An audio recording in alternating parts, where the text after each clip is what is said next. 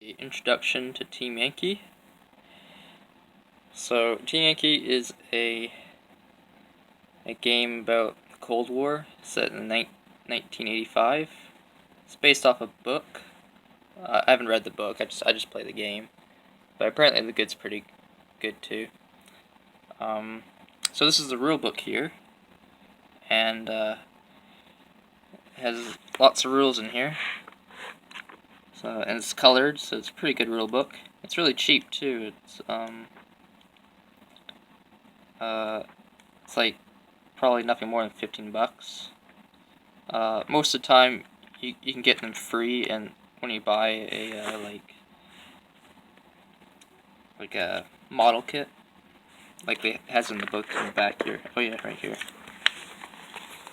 Yeah, you can get a like West German kit, or there's a British one, and of course there's the Soviets and the Team Yankees over there, or the Americans.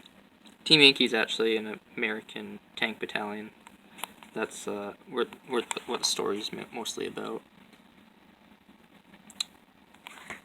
But the game is just the warfare, so it doesn't really. There's no like spoilers in here or anything.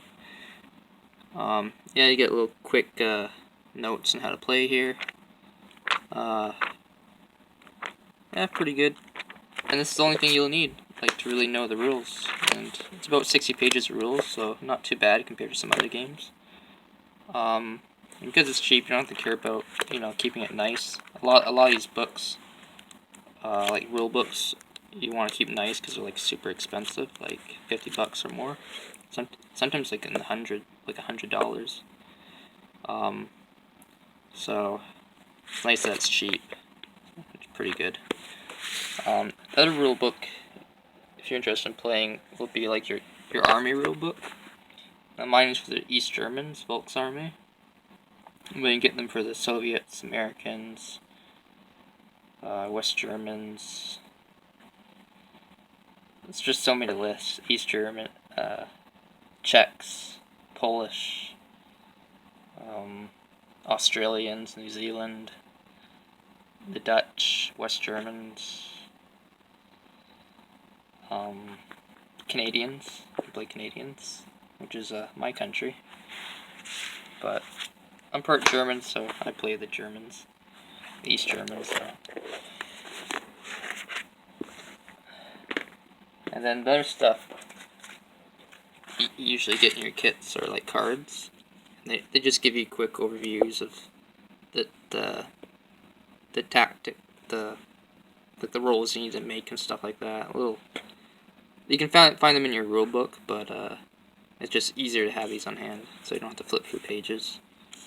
And I have one for the Soviets, and have the same one for the East Germans here.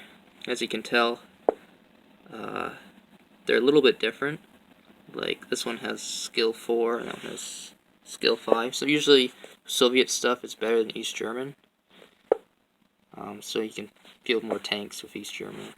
That's what they're kind of known for. But they still have pretty decent tanks. Unlike the Czechs. The Czechs, you can like field like a crap ton of tanks, but they're like really bad. And so you also use dice in the game. That's how you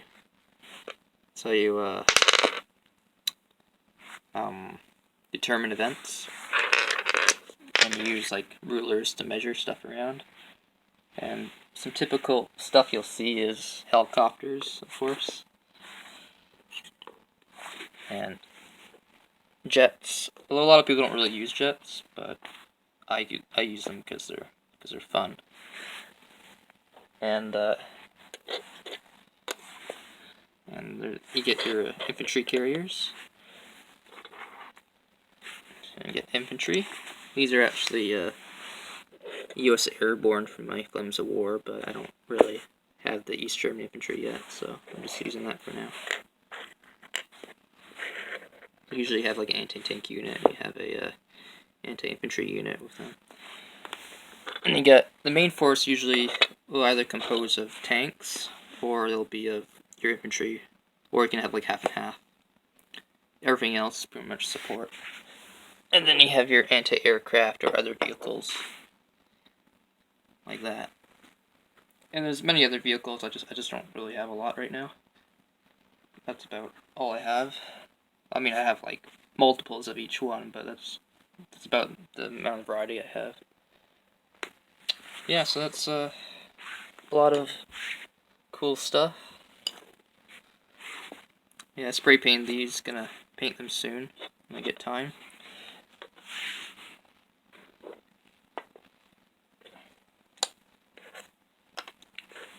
Another thing you'll need to play are tokens.